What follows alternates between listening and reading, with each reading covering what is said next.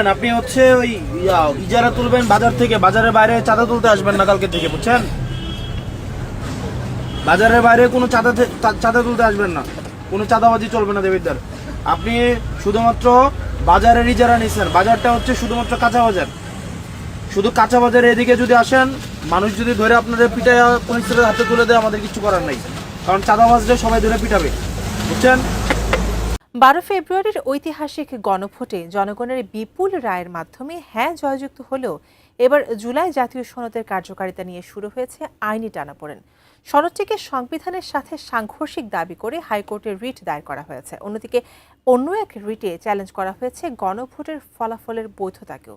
জামাত এনসিপির জন্য বিরাট সুখবর দিলেন পিনাকি ভট্টাচার্য। জামাত শিবিরের বাইরে আপনারা প্রস্তুতি নিন, আপনাদের সামনে অপার সম্ভাবনা, আপনারাই আগামীর ভবিষ্যৎ, আপনারাই ক্ষমতায় আসবেন এবং সেটা টেকসই হবে। বিএনপি যেভাবে জুলাইয়ের সাথে গাদ্দারি শুরু করেছে, 2 নম্বরই শুরু করেছে, প্রতারণা শুরু করেছে, ক্ষমতায় আসার সাথে সাথে শপথ নেওয়ার আগেই ঝামেলা বাজিয়ে দিয়েছে, তাতে বিএনপির অবস্থা ভালো মনে হচ্ছে না। জনগণের আস্থার প্রতীক জামাত এনসিপি থাকবে। কিছু নজিরবিহীন সিদ্ধান্ত নিয়েছেন তারেক রহমান, যেসব সিদ্ধান্ত দেশের ইতিহাসে আর কোনো প্রধানমন্ত্রীর নিতে দেখা যায়নি। বুধবার বিএনপির মিডিয়া সেলের সদস্য আতিকুর রহমান গণমাধ্যমকে এসব বিষয় অবহিত করেন। তিনি জানান, প্রধানমন্ত্রী তারেক রহমান এখন থেকে নিজের গাড়িতেই চলাফেরা করবেন। প্রধানমন্ত্রী হিসেবে তিনি কোনো সরকারি গাড়ি ব্যবহার করবেন না, সেই সঙ্গে নিজের চালক এবং নিজের ক্রয় করা জ্বালানি ব্যবহার করবেন। তিনি জানান, বুধবারের কর্মসূচিতে প্রধানমন্ত্রী সাভার ও শেরেবাংলা নগর গিয়েছিলেন নিজের টয়োটা গাড়ি চড়ে এবং সেখান থেকে সচিবালয়ে এসেছেন সেই গাড়িতেই চড়ে।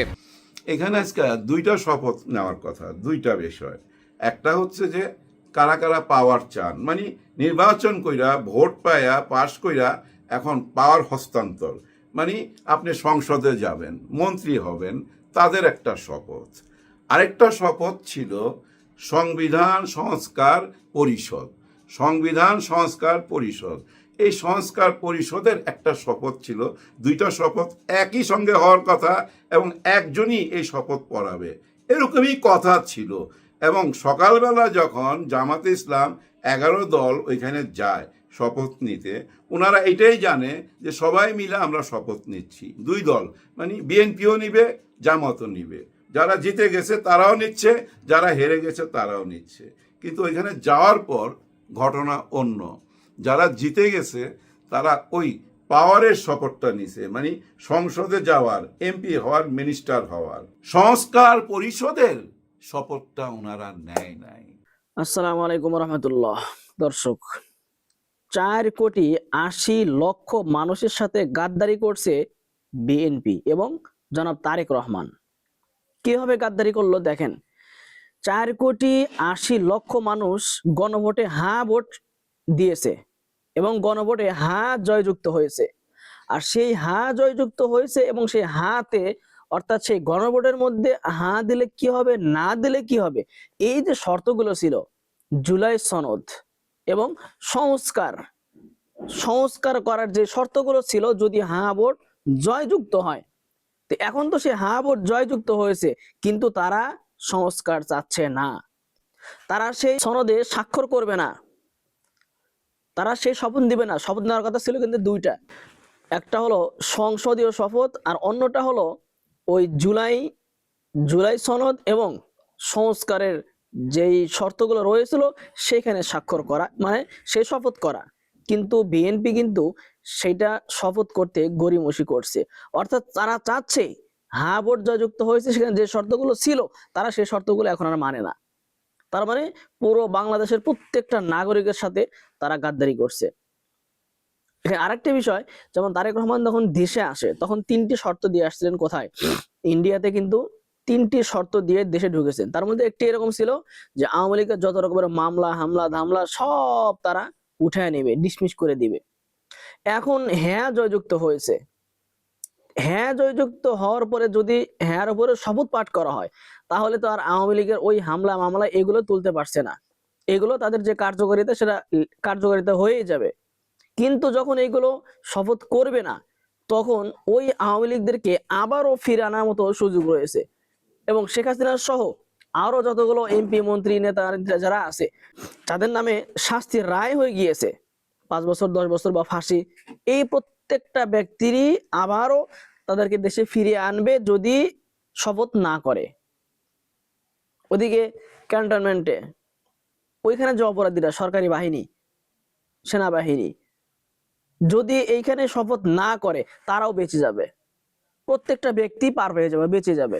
এই জন্য তারা গড়িমসি করছে। এছাড়াও আর অনেকগুলো কারণ রয়েছে যার কারণে বিএনপি প্রতিটি জনগণের সাথে গাদ্দারি করছে তারা এই শপথটা না করে। দর্শক, এই শপথ যদি না করে বাংলাদেশে আবারও একটা গণ অভ্যুত্থান হবে। এই শপথ তারা করতে না চাইলে বা গড়িমসি করতেছে যদি আসলেই তারা এটার উপর অটল থাকে যে শপথ করবই না, তাহলে সামনে বাংলাদেশে আবারও একটা গণ অভ্যুত্থান অপেক্ষা করছে। দর্শক, বাঙালি এত বোকা নাই আর, বাঙালি এখন এই পরিমাণ আর বোকা নেই। এই জন্য বাঙালিকে আপনি এই সেই দিয়ে বুঝ দিবেন, কাজ হবে না, তারা আবারও মাঠে নামবে। এই জন্য দর্শক, আশা করছি আপনি আমার সাথে একমত হবেন যে আমরা সকলেই এই জুলাই সনদ বাস্তবায়ন চাই, জুলাই সনদ বাস্তবায়ন চাই। এবং হ্যাঁ ভোট জয়যুক্ত হয়েছে, এই হ্যাঁ ভোট জয়যুক্তর মধ্যে যতগুলো শর্ত ছিল প্রত্যেকটা শর্তই পাই টু পাই মানতে হবে, স্বীকার করতে হবে, শপথ পড়তে হবে, অন্যথায় বাংলাদেশে আবারও গণ অভ্যুত্থান ঘটানো হবে। দর্শক, আজকে ভিডিওর মধ্যে অনেক সুন্দরভাবে আলোচনা করা হয়েছে, বিশ্লেষণ করা হয়েছে। আশা করছি কথাগুলো শুনলে অবশ্যই আপনি অনেক উপকৃত হবেন। দর্শক, এজন্য অনুরোধ থাকবে ভিডিওটি না টেনে শুরু থেকে শেষ পর্যন্ত দেখে যাবেন। দর্শক, আমি আর কথা বাড়াবো না, চলুন ভিডিওগুলো দেখে আসি। তবে তার আগে বলবো, যারা এখনো আমার চ্যানেলটি সাবস্ক্রাইব করেননি, চ্যানেলটি সাবস্ক্রাইব করে পাশে থাকা বেল আইকনটি বাজিয়ে রাখবেন। আর যারা ইতিমধ্যে চ্যানেলটি সাবস্ক্রাইব করেছেন সকলকেই অসংখ্য ধন্যবাদ। দর্শক, ভিডিওতে একটি লাইক দিয়ে আমরা ধারাবাহিকভাবে ভিডিওর মূল বিস্তারিত আলোচনাগুলো দেখে আসি। খেলা চলছে কোন লেভেলে, কার খলিল কার টেবিলে। এই খলিল তো থাকার কথা ছিল এই টেবিলে, ওই টেবিলে গেল কেমনে? হ্যাঁ, একটা টাইমে শুনছি না যে উনি বিদেশি নাগরিক, ওনাকে কেন এত বড় দায়িত্ব দেওয়া হইলো, মানে প্রতিরক্ষা, আমাদের প্রতিরক্ষা মন্ত্রণালয় ওই দায়িত্বে ছিল এই খলিল সাহেব, ওনাকে কেন এই দায়িত্ব দেওয়া হইল? উনি বিদেশি নাগরিক, ওনার কাছে তো দেশ নিরাপদ না। কথাগুলা কে বলছে? সালাউদ্দিন আহমেদ সাহেব পদত্যাগ চাইছে না এই খলিল সাহেবের। এখন ওই খলিল সাহেব ওনাদের ওই প্রতিরক্ষা মন্ত্রণালয়ের মধ্যে আমার মনে হয় মন্ত্রী হয়ে গেছে, এরকমই শোনা যাচ্ছে। তার মানে কি, কোন টেবিলের মাল কোন টেবিলে চলে গেল? চিন্তা করেন, গুপ্ত, এটাও গুপ্ত। আমার মনে হয় ওই বক্তব্যটা দিয়া আমাদের মাইন্ডটা ডাইভার্ট করে দিছে, নজর সরাইয়া দিছে, আমরা যেন খলিল সাহেবকে সন্দেহ না করি। খলিল সাহেব তাদেরই ছিল গুপ্তভাবে, নাইলে ওনাদের দলে যাবে কেন, ওইখানে মন্ত্রী হবে কেন? কিন্তু আরেকটা কারণও হইতে পারে, দুইটা কারণ। একটা হয়েছে আমাদের ডক্টর ইউনূস স্যার বলছে যে খুব প্রতিভা, ওকে সাথে নিয়ে নাও, দেশ চালাইতে সুবিধা হবে, ওর সারা পৃথিবীর সাথে যোগাযোগ আছে। হ্যাঁ আছে ভাই, অনেক গুণী লোক। আমার মনে হয় এই গুণী লোকটারে আবার আমেরিকা চাপাই দিতে পারে, আমেরিকায় বলতে পারে যে ভাই এটা আমাদের লোক। কারণ বারবার উনি আমেরিকায় যাচ্ছিল না এই খলিল সাহেব। যাই হোক, উনি একটা সুন্দর জায়গা পাইছে, গুণী মানুষটা যে চিনছে বিএনপি, এর জন্য আমি থ্যাঙ্কস জানাইতে চাই। উনি যে টেবিল থেকেই আসেন না কেন, দেশের জন্য ভালো কাজ করলেই হইল, তাই না? দেখেন, আজকে শপথ হয়ে গেল, অনেক আনন্দের দিন, তাই না? একটা বিজয় মিছিল বাইর করা উচিত ছিল, কিন্তু বহু রকম প্রশ্ন দাঁড়ায় গেছে। এখানে আজকে দুইটা শপথ নেওয়ার কথা, দুইটা বিষয়। একটা হচ্ছে যে কারা কারা পাওয়ার চান, মানে নির্বাচন কইরা ভোট পাইয়া পাশ কইরা এখন পাওয়ার হস্তান্তর, মানে আপনি সংসদে যাবেন, মন্ত্রী হবেন, তাদের একটা শপথ। আরেকটা শপথ ছিল সংবিধান সংস্কার পরিষদ, সংবিধান সংস্কার পরিষদ।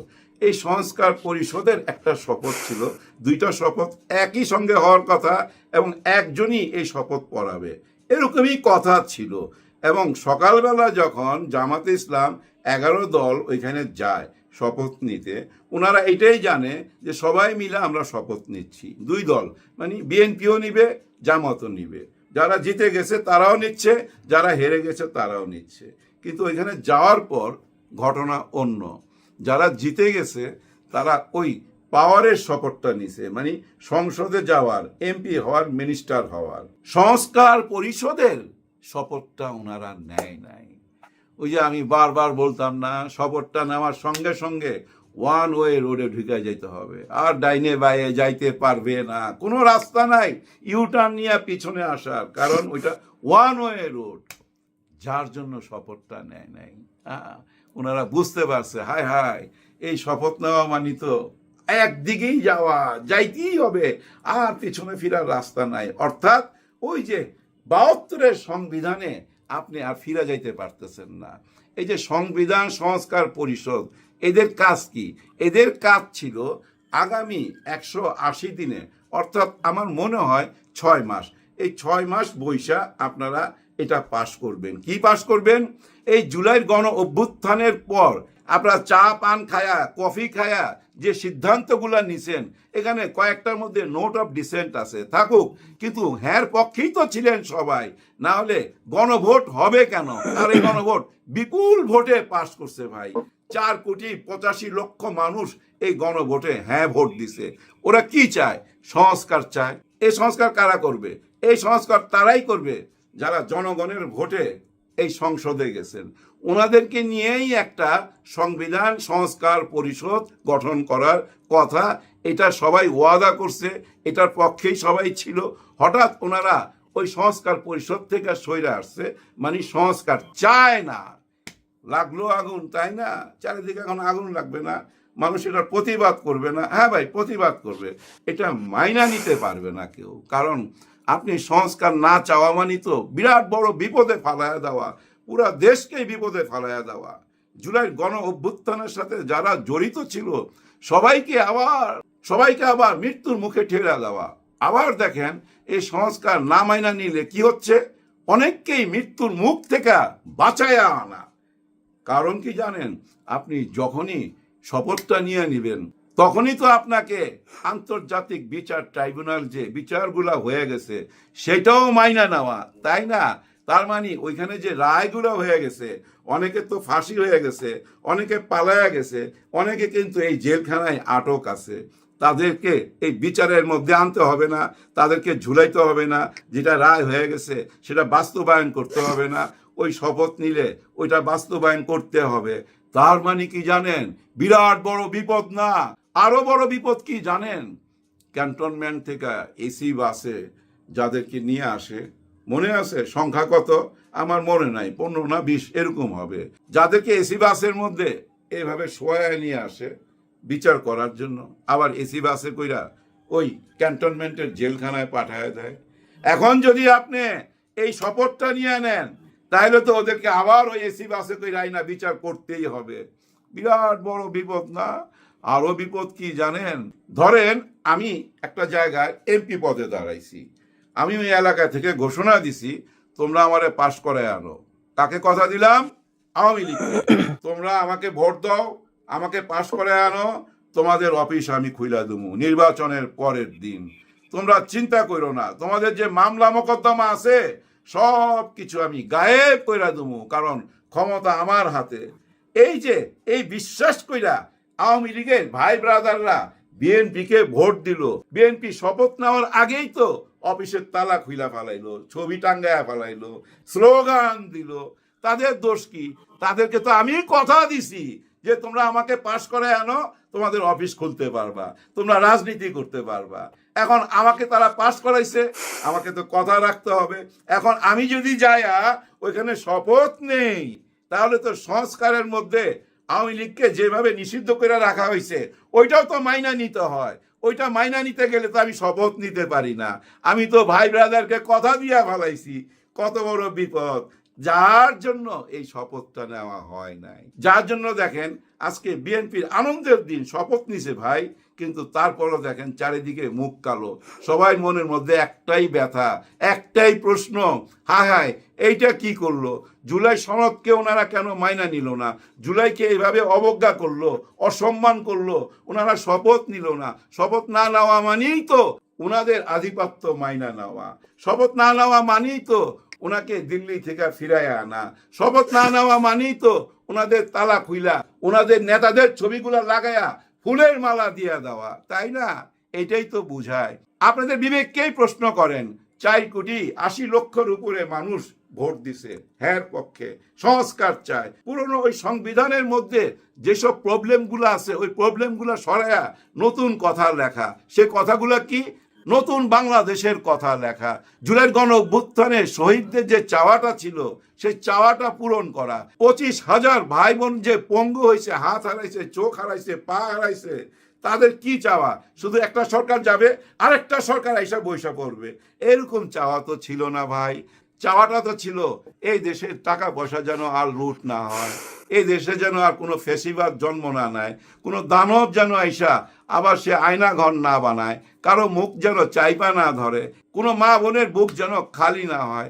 7 মার্ডারের কথা মনে আছে? ওই যে নারায়ণগঞ্জের ওইখানে ছিল অপরাধী 2-3 জন, বাকিরা কারা জানেন? বাকিরা সাক্ষী। ওই সাক্ষী রাখবে না বইরা এই নিরপরাধ মানুষগুলাকেও মাইরা ফেলাইছে ইঞ্জেকশন দিয়া। দিনের বেলা ইঞ্জেকশন দিয়া মাইরা সারাদিন গাড়ি নিয়ে ঘুরছে, আর রাইতের বেলা ওই শীতলক্ষা নদীর মধ্যে ডুবাইয়া দিছে, সেটাও তো ধরা পড়ছে। তার মানে কি ওরকম একটা দেশ চাই না? ওরকম দেশ চাই না বলেই তো সংস্কারের দরকার ভাই ব্রাদার। এই সংস্কারটা আপনারা কেন বুঝবেন না? আপনারা না বুঝলো বিরোধী দলকে বুঝতে হবে, আর জনগণও বুঝে। জনগণকে আর বোকা ভাবার কোনো কারণ নাই। দেখবেন এই যে শপথটা নিলেন না, এটা নিয়ে অনেক বিতর্ক হবে, অনেক কাহিনী তৈরি হবে, এমন এমন নতুন নতুন পর্ব আসবে যে মানুষ সিনেমা নাটক দেখা ছাইড়া দিবে। সবাই এই ইউটিউবে ফেসবুকে পড়া থাকবে, দেখি এরপরে কোন পর্বটা আসে। হ্যাঁ ভাই, নতুন নতুন পর্ব আসে। সুখে শান্তিতে এই দেশটা গড়তে পারবেন না, একদমই পারবেন না। জুলাই গণ অভ্যুত্থানকে এড়িয়ে গিয়ে অবজ্ঞা কইরা কোনো কিছু করতে পারবেন না। আজকাল যদি শপথটা নিয়ে নিতেন, একটা আনন্দ মিছিল বাইরিত। কারণ বিরোধী দল জামাত ইসলাম 11 দল, ওনারা সবাই তো আপনাদের মাইনা নিছে, এবং ওনারাও একটা শ্যাডো সরকার গঠন করে ফেলাইছে। ওনারা এক পায়ে খাড়া, সংসদে যাবে, আপনাদের সঙ্গে সামনাসামনি বসবে। গত 54 বছর আমরা এরকম বিরোধী দল দেখি নাই তো। ওনারা বিরোধী দল হিসেবেও দেখেন কত বড় চমক দিতে যাচ্ছে। বিরোধী দলে এমন কিছু হয় বিদেশে, এগুলো শুই না আসতেছিলাম। বাংলাদেশে যে হবে এটা কোনোদিন ভাবি নাই, এটা ভাবতে হচ্ছে। যদি শপথটা নিয়ে নিতেন, দেখতেন দেশের মানুষ রাস্তায় আনন্দ মিছিল বাইর করতো। হ্যাঁ ভাই, আনন্দ মিছিল বাইর করতো। আপনি যতই বলেন কোনো আনন্দ মিছিলের দরকার নাই, তারপরও মানুষ খুশিতে বাইর হয়ে যেত। মানুষের মনের কথা বুঝতে পারলেন না, আর এই না বুঝার জন্য আগামী পথ চলাটা কঠিন হয়ে যাবে। অলরেডি মিছিল বাইর হয়ে গেছে ঢাকা বিশ্ববিদ্যালয় আপনাদের বিরুদ্ধে। কারণ আপনারা কেন জুলাই সনদপত্রের শপথ নিলেন না? আপনারা কেন সংস্কারের পক্ষে না? আপনারা মুখে যতই বলেন না কেন সংস্কারের পক্ষে, সংস্কারের পক্ষে, এই শপথ না নিয়ে যে বার্তাটা চলে গেল, এখন জনগণ, সাধারণ জনগণ কি মনে করবে জানেন? হায় হায়, এরা এত বড় মুনাফেক, এত বড় গাদ্দার। এই জুলাই গণ অভ্যুত্থানের কারণে আজকে এই নির্বাচন হয়েছে, আজকে উনি প্রধানমন্ত্রী হইতে পারছে, আজকে পৃথিবীর এই যে সবচেয়ে বড় জানাজাটা হয়েছিল সেটা হইতে পারছিল এই জুলাই গণ অভ্যুত্থানের কারণে। সবাই তো ভাই জেলখানায় বন্দী ছিল, বিদেশে আটকা ছিল, শিলং থেকে আসতে পারছে, জেল থেকে বাইরে পারছে এই জুলাই গণ অভ্যুত্থানের কারণে। এত রক্তের বিনিময় যে বাংলাদেশটা আমরা দেখতে চাইছি, যে স্বপ্নটা দেখে আসতেছিলাম, সে স্বপ্নটা আপনারা রুইখা দিলেন এই শপথটা না নিয়া। ভোটের যদি শতাংশ চিন্তা করেন, আপনাদের কত ভোট টোটাল আর উনাদের কত ভোট, এবার এটা মাথায় নিয়েন, ওই হিসাব কইরা সিদ্ধান্ত নিয়েন। এমন কোনো সিদ্ধান্ত নিয়েন না যেটা জুলাইয়ের বিরুদ্ধে যায়। জুলাইয়ের বিরুদ্ধে যদি কোনো সিদ্ধান্ত আপনাদের যায়, আপনারাই ঠইকা যাবেন। অনেকেই বলতেছে ভাই, অনেকেই বলা বলি করতেছে যে আওয়ামী লীগ আর বিএনপি এখন এক হয়ে যাবে, এক হইয়া এই জামাতের পিছনে লাগবে। জামাতের ব্যবসা বাণিজ্য যেখানে যেখানে সেখানে আক্রমণ করবে, দোকানপাটে আক্রমণ করবে, তাদের বাড়ি ঘরে আক্রমণ করবে। এরকম কথা গুজব, এরকম গুজব ছড়ায় গেছে চারিদিকে। কেন ছড়াইছে? ওই যে শপথ না নেওয়াতে আওয়ামী লীগের সবাই মনে করতেছে হ্যাঁ নেতা যেটা কথা দিছে সেটাই তো রাখছে। তারাও মনে করতেছে সেখান থেকে, কোনখান থেকে? ওই যে আনন্দবাজার পত্রিকায় উনি যেদিন আসে সেদিন কিছু লেখালেখ ছিল না, 3টা কথা বলছিল না, 3টা শর্ত মাইনা আসতেছে। সেই শর্তগুলা কি? এই যে জুলাই গণ অভ্যুত্থান হয়েছে, এদেরকে দাবায় রাখতে হবে, এবং এই যে সংবিধান বদলাইবো টদলাইবো এগুলা করা যাবে না, এবং আওয়ামী লীগকে পুনর্বাসন করতে হবে। এরকমই বোধহয় ছিল না? ওনারাও কিন্তু এটা নিয়ে প্রতিবাদ করছে, মানুষ বিশ্বাসও করে নিছে, কিন্তু আজকে শপথ না নেওয়াতে মানুষ ওইটাকে আর বিশ্বাস করবে না। ওই কথা এখন জনগণ টাইনা আনতেছে, ফেসবুকে যান এরকম লেখালেখি আরম্ভ হয়ে গেছে, এদিকে মিছিলও বাইরে হয়ে গেছে। আগামী 2-4 দিনের মধ্যেই আপনারা দেখতে পাবেন সারা দেশ থেকে এই প্রতিবাদ হবে। এমনও দেখতে পাইতে পারেন যে ইনকলাব মঞ্চ আবার দাঁড়ায় গেছে, তারা প্রতিবাদ করতেছে রাত দিন 24 ঘন্টা। তখন কি করবেন? ওইখানে গরম পানি মারবেন, টিয়ার গ্যাস মারবেন, সাউন্ড গ্রেনেড মারবেন, না কি করবেন বলেন? ওগুলা দেখতে ভালো লাগবে? পত্র পত্রিকা যখন আসবে, বিদেশিরা যখন দেখবে, তখন কি ভাববে? হায় হায়, নতুন সরকার আইসা কোনো কিছুই তো করতে পারতেছে না, আগে যেমন ছিল এখন তো তেমনই। এর মধ্যে দেখলাম ফেসবুকে এক শহীদের মা আইসা কান্নাকাটি করতেছে যে আল্লাহ, এইটা কি, আমার ছেলে কেন শহীদ হইলো? ওই যে সংস্কারে শপথটা নেয় নেই, যে ওই জন্য কান্নাকাটি করতেছে। দেখেন, এই যে আমাদের নাহিদ ইসলামের বাসায় যখন প্রধানমন্ত্রী, মাননীয় প্রধানমন্ত্রী তারেক রহমান সাহেব গতকালকে গেছিল, তখন ওনাকে একটা ফ্রেম উপহার দিছিল। ওই ফ্রেমের মধ্যে কি লেখা ছিল? নাসিফের একটা চিঠি। সে চিঠিটা কি আপনারা জানেন? মা গো, বাবা গো, আমি মিছিলে যাচ্ছি, অন্যায়ের বিরুদ্ধে প্রতিবাদ করতে যাচ্ছি, জালিমরা জুলুম করতেছে, আমার ভাই ব্রাদার সবাই মাঠে নাইমা গেছে, ওরা গুলি খাচ্ছে। এমনও মানুষ ওইখানে গেছে যাদের হাত নাই, পা নাই, যারা ভিক্ষা কইরা খাইতো, তারাও প্রতিবাদ করতে যাইতেছে। আমি কেন ঘরে বসে থাকুম? আমি গেলাম, যদি ফেরত না আসি আমাকে ক্ষমা করবো। এইটাই লেখা ছিল নাসিফের চিঠিতে। ওই চিঠিটাই কিন্তু ওনার হাতে দিছে। উনি তো নিশ্চয়ই এটা পড়ছে। পড়ার পর কি ওনার বুকের মধ্যে একটু লাগে নাই? ওই মায়ের কথা কি চিন্তা করে নাই? ওই মায়ের কলিজাটার মধ্যে আজকে কেমন ধরপড় করতেছে উনি শপথ না নেওয়াতে। এই শপথটা নেওয়া মানে কি জানেন? জুলাই গণ অভ্যুত্থানের স্বীকৃতি, 24-এর স্বীকৃতি। তার মানে 24-এর স্বীকৃতিটা ওনারা দিল না। কিন্তু এইটা কি বিরোধী দল মাইনা নিবে? জনগণ মাইনা নিবে? নিশ্চয়ই না। আপনারা দেখতে পাবেন, এবং ওনারা বাধ্য হবে, আমি বলে রাখলাম অ্যাডভান্স, ওনারা বাধ্য হবে শপথ নিতে। আগামী 2-4 দিনের মধ্যেই বুঝা ফেলাবে। আর এই বোঝার জন্য সময়টা নিছে। কাদের জন্য সময় নিছে? ওনারও একটা ডিপ স্টেট আছে, বুঝা গেলে হবে। উনি লন্ডন থেকে আসার আগে ওই ডিপ স্টেটের অনুমতি পাইছে, তারপর আসছে। মায়ের ব্যাপারটা সামনে ছিল, কিন্তু সেটা না, ডিপ স্টেট যেটা বলছে সেটাই শুনছে। আমার যদ্দূর মনে হয়, আমার ধারণা, ওই ডিপ স্টেটের সাথে কথা বলবে। ডিপ স্টেটের এখনো গ্রিন সিগন্যাল পায় নাই। ডিপ স্টেট এখন চিন্তা করবে, হায় হায়, চারিদিকে তো আবার নাইমা পড়ছে, তাহলে তো অশান্তি, দেশ চালাইবো কেমনে? নতুন প্রধানমন্ত্রী, বদনাম হয়ে যেতে পারে। ঠিক আছে, শপথ নিয়ে নেন। এরকম একটা ঘটনা নিশ্চয়ই ঘটবে, এরকম ঘটুক। কারো অমঙ্গল কামনা করতে চাই না, চাই সুন্দরভাবে দেশটা পরিচালনা করুক। বিরোধী দল হিসাবে জামাত তো আছে, শ্যাডো গভর্নমেন্ট হিসাবে আছে, আর ওনাদেরকে আমরা পাহারাদার হিসাবেই তো পাঠাইছি। এরকম কোনো কথা শুনতে চাই না আগামী 5 বছর, যে অমুকে অত টাকা মাইরা ভাইয়া গেছে, অমুকে অতটা বাড়ি বানাইছে। এরকম কোনো কথা শুনতে চাই না, যে ব্যাংক থেকে টাকা লুট হয়েছে। কারণ আপনারা পাহারাদার, পাহারায় রাখবেন। যে ঘটনাটা যখন ঘটবে সঙ্গে সঙ্গে আমাদের জানায় দিবেন। পত্রিকায় না আসলো, আমরা সোশ্যাল মিডিয়া তো আছি, আমরা আপনাদের সঙ্গে আছি।